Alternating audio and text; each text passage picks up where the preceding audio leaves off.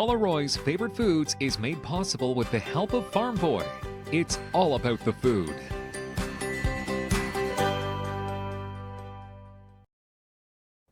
Sometimes brunch is the best way to gather a group of busy people together. I like brunch menus that feature both sweet and savory items, and today I'm going to share with you some of my very favorite brunch recipes. They're all super delicious, and people will think you spent hours in the kitchen, but in fact, they're very simple to prepare.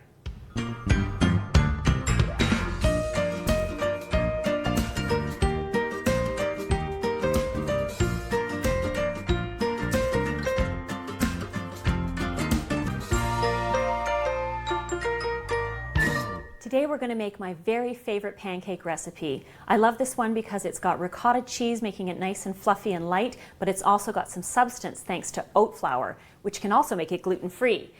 Oat flour is simply rolled oats that you have ground up in a food processor or a blender.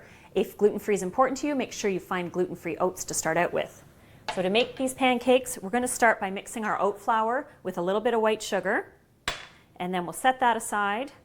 And we'll add our wet ingredients to our mixing bowl. We've got 2 egg yolks, and the whites are going to get beaten up separately. We've got a little bit of melted butter, and usually there's oil of some kind in a pancake, which helps it to not stick to the pan when you're cooking them. We've got our ricotta cheese, as I mentioned, and a little bit of vanilla for flavor. The last thing we're going to add is some grated lemon zest. And that just helps to give the pancakes an extra touch of bright flavor, which I really, really like. There we go. Now, before we mix this up, I'm going to set the egg whites to beat. We want them nice and fluffy and light because that helps to keep the pancakes light in texture. So we'll just dump them in our mixer, turn it on, and beat those up. So this mixture comes together fairly quickly, the liquids. You can see how the ricotta is so nice and soft and easy to blend. Once you've got those combined, just add the oats and the sugar, the oat flour and the sugar. Give that a little stir. All right, let's check our egg whites. I think they're probably pretty good by now. Yep, we can see that they're nice and fluffy. That's great. So we're going to fold those into the batter.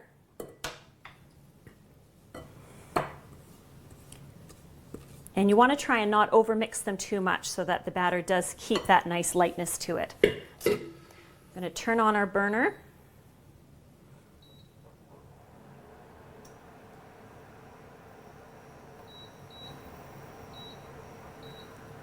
There we go. And we'll just quickly fold these together. You can serve these pancakes many different ways. I've done them with a nice warm lemon curd on top. You can serve them with applesauce, blueberry syrup, maple syrup, really anything you like.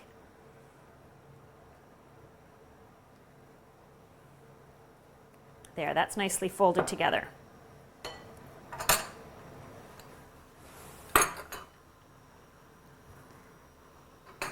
Now, as soon as our pan is warming up, we're going to add just a little bit of canola oil. I like cooking with olive oil, but I find it's a little bit harsh in flavor for something like a delicate pancake, so that's when the canola is good. We're just going to swirl it around in our pan.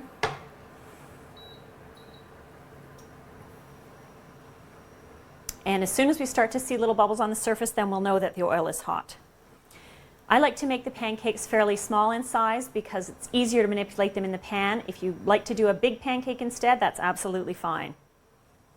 So we're just going to check our pan here. It's almost hot enough.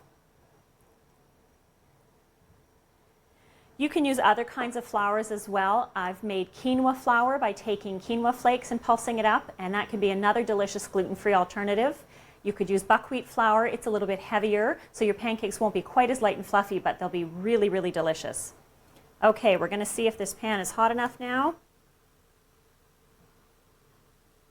And it's important when you're cooking these pancakes not to press down on them. Sometimes people are tempted to do that, but you want to retain that light fluffiness that you got from whipping up the egg whites. And don't worry if they're not perfect circles. That's usually only possible when you're using a very thin pancake batter. They're sizzling away nicely there. Sometimes I like to add another quick zesting of lemon on top of the pancakes when I serve them. It gives that extra brightness that we talked about from before, and it's just a really nice touch. So you'll know your pancakes are ready to flip when you start to see little bubbles appearing on the tops of them, and the bubbles will begin to burst. That's a good signal that they're ready to go. The thinner the flipper that you have, the better. I'm having trouble sneaking under the pancake with this flipper, so I think I'm going to try another one instead.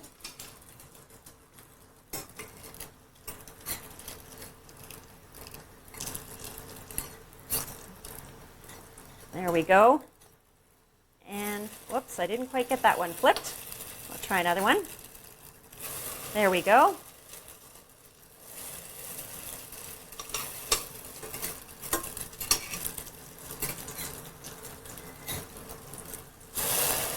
There we go. And if they spread out a little because they're so light, don't worry a bit about that.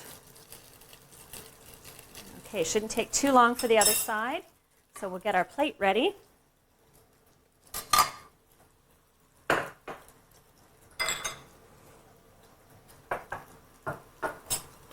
And you just have to kind of peek at the bottom to see when it's getting nice and brown, just to match the tops.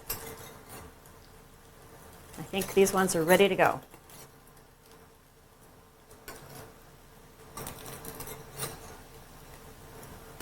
You can also make a big batch ahead of time and keep them warm in the oven for about a half an hour if you don't want to do the cooking when your guests are there. Now, as mentioned, we'll try a little bit of lemon on top just to brighten them up. A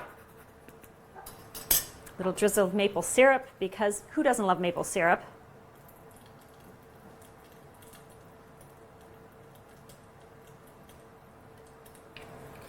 And a scattering of fresh blueberries, because lemon and blueberry is just such a great combination together. And there you go. You've got beautiful lemon ricotta oat pancakes for your brunch. Coming up after the break, I can't wait to share with you one of my favorite muffin recipes. I love them because they're substantial and satisfying, yet full of flavor. They even contain a secret surprise that will probably delight your brunch guests. Hey everyone, it's Carla from Carla in the Kitchen. Join me every week as I give away some of my top secret recipes. These smell so delicious. We'll see you in the kitchen.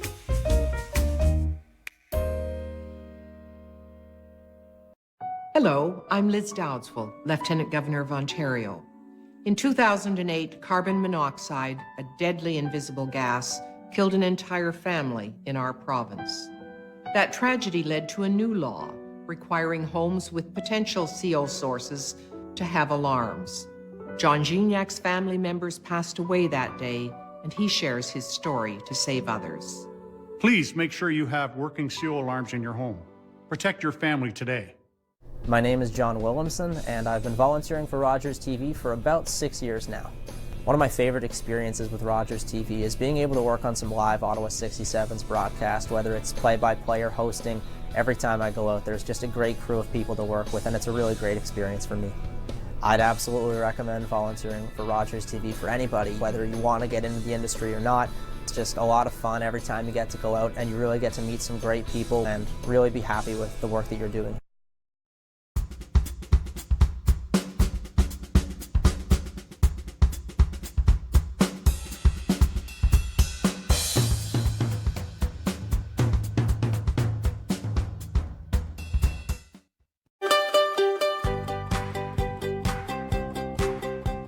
Paula Roy's Favorite Foods is made possible with the help of Farm Boy.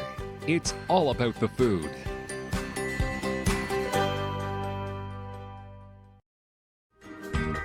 Have you ever wondered why recipes sometimes call for room temperature eggs and whether or not it actually makes a difference? Well, guess what? It actually does. I learned the hard way that eggs that are coming cold out of the fridge won't beat up nearly as light and fluffy as ones that are at room temperature. In many countries, they actually store their eggs on the counter, not in the refrigerator. So what if you forgot to take those eggs out of the fridge and you need to get going on that recipe? There's a really simple trick to solve that problem. All you need to do is put your eggs in a bowl and cover them with warm but not hot water. Let them sit for about 3 or 4 minutes and they will be at room temperature and you'll be ready to roll with your recipe.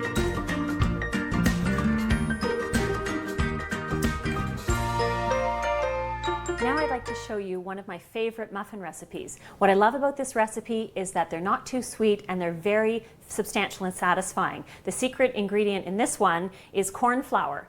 If you haven't worked with corn flour before, it's a great product. Don't confuse it with corn starch, which is finely ground corn. This is a bit coarser, but not as coarse as cornmeal. You can make your own in a blender or food processor from cornmeal. We're going to start by making the surprise centers of the muffin. We've got some nice soft cream cheese here, which we're just going to soften. We're going to add some blueberries. As you can tell, I love working with blueberries. They're so nutritious, and they just are a great flavor that everybody loves. And a little bit of powdered sugar. So we're going to stir that together and just make a nice sort of creamy paste mixture. It doesn't take too long to come together. Now the trick with this is that you need to do it ahead of time because you need to chill this so that you can scoop it into little tablespoon size mounds to hide inside the muffin batter. So this is all set now, nicely mixed, and I've got some that has been chilling already for us here. So I just like to prepare a tray with some parchment paper. A little cookie scoop, if you have one, is ideal for this, and you just scoop them out and put them on a tray. It's that simple, and it makes just the right size to fit inside a regular muffin tin. They stick a little bit to the cookie scoop, but it's not bad. You could use other fruits as well. You could use peaches, really anything would work. So we'll just make enough of those. We would, from this, it would make a dozen. And then you put those in the freezer until you're ready to make your muffins. I've got some that I've already prepared here. They're nice and frozen, so they're ready to go in the muffins. To prepare the batter, we're going to start with two eggs, which we'll beat just quickly with a fork. And like most muffins, you need the right balance of liquid and dry ingredients. We'll add some melted butter. Some muffin recipes call for all oil, but I like to use butter just for a little bit more flavor. A little bit of vanilla, tiny bit of vegetable oil so we can reduce the amount of butter, and a half a cup of milk. So you just quickly get all those things together. Just takes a few strokes, and then it's ready to set aside. So next up, we're going to work with our dry ingredients. I use regular flour to balance out the corn flour because the corn flour alone doesn't have gluten and it can be a little bit heavy. So we've got a 3-to-1 ratio of white flour to corn flour. We've got some brown sugar, a little bit of salt, and baking powder. So we're just going to quickly combine those ingredients so that you don't have any lumps of sugar, because what you want to do with muffins is not overbeat them. They can start to get a little bit dense and tough if you work the batter too long.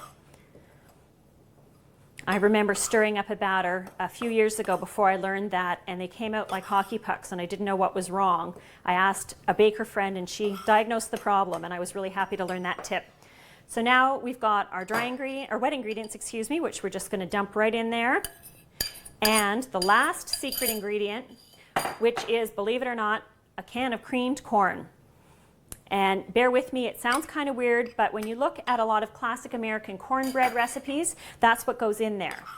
So this is a sweeter version because of the brown sugar and the blueberries and cream cheese. I have also made this recipe and substituted chopped pickled jalapenos, and it's really, really delicious instead of the blueberries, and cut back on the sugar a little. So just giving the batter a few light strokes until it's just barely moistened. And now our batter is ready to go. So we're going to scoop it into our muffin tin. I'm using these parchment paper liners. They're absolutely amazing. If you haven't tried them yet, you can find them pretty much anywhere that sells baking products. And they don't stick at all to the product, so when you go to peel it off, it comes off beautifully clean and smoothly. So we're going to start by just putting about 2 teaspoons, I would say, of batter in the bottom of each of the compartments.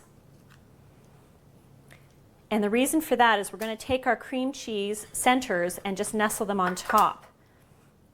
And the batter completely encloses the cream cheese, so it stays intact in the middle, and it becomes like this magical surprise when people bite or cut into their muffins and they're so surprised to find the center. So when I serve these, I usually just say that they're corn muffins and don't tell people what to expect.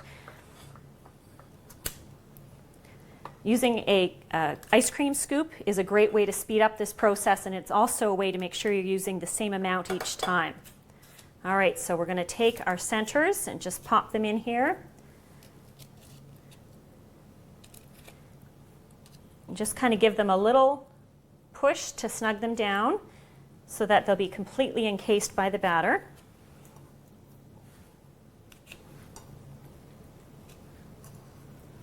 There we go. Wipe my sticky fingers. And then you top it up with the rest of the muffin batter. And these make fairly good sized muffins. So as I mentioned, for a make-ahead plan, you would make the cream cheese centers ahead of time. And then you could bake up your muffins in the morning that you're having brunch. But these muffins also happen to freeze just beautifully. Their texture and flavor is not compromised at all, so you can easily make them ahead of time if you want to. The recipe can easily be doubled as well. I've made batches of 24 and it works out just great. So it's nice if you're having a big crowd for brunch. Or it could be a great grab-and-go breakfast item for your family. I know that my kids really love things they can eat on the fly as opposed to sitting down to a traditional breakfast every day.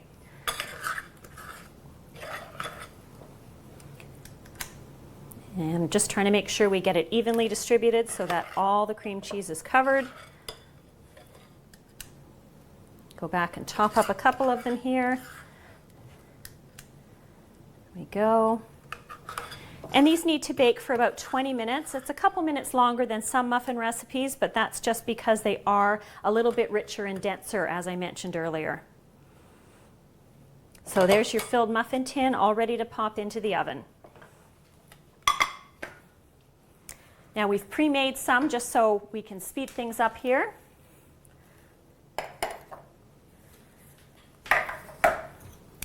And you can see how beautifully they bake up. There's a little hint of blueberry sneaking through a few of them, but it's not bad. And we're peeling off that beautiful parchment liner, so easy. And when you cut it open,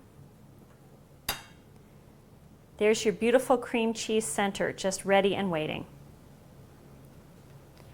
So you can see that these corn muffins with their beautiful blueberry cream cheese surprise center are easy to make, and that's why they're one of my favorites.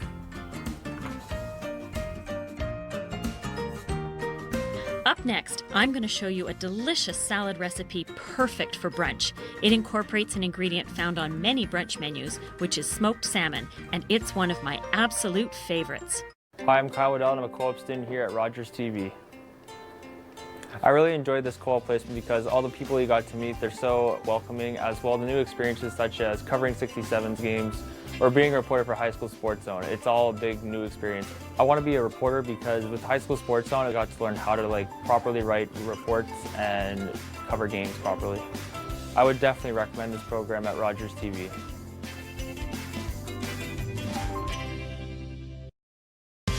I'm Wendell Clark with a word about winning. We all know it takes a team effort in any sport and with any challenge. You can be a part of the winning team that shuts out impaired driving. Whether you're out on the town or just hanging out with friends, drink responsibly. Always have a plan for a safe ride home for yourself, your family, and your friends. You'll be helping to shut out impaired driving. Visit ArriveAlive.org to find out more. Arrive Alive. Drive sober. During a routine exam, our daughter's pediatrician detected a heart murmur. We thought an EKG would confirm that we had nothing to worry about, but we were shocked by a diagnosis of pulmonary hypertension. Sorry, with colors and playtime, not medicine time. Pulmonary hypertension is a rare, life-threatening lung disease. There is no cure, but treatments are available. Talk to your doctor about pH if you are experiencing these unexplained symptoms. It could save your life.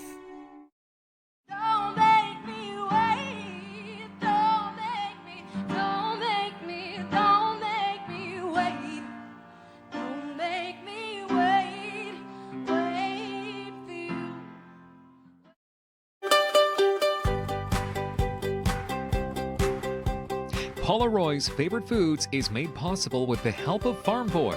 It's all about the food.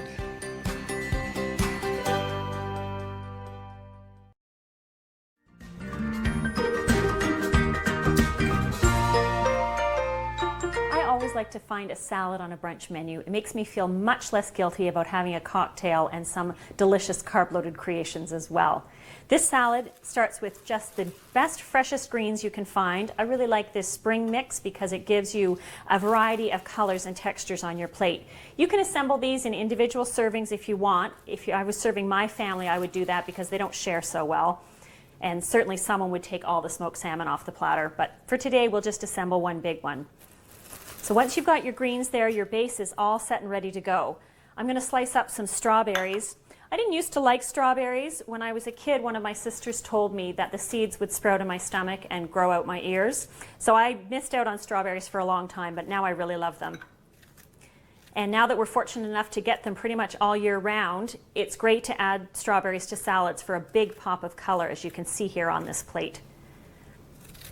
That's probably enough for sharing now. That's great. And next up, we're going to add our smoked salmon.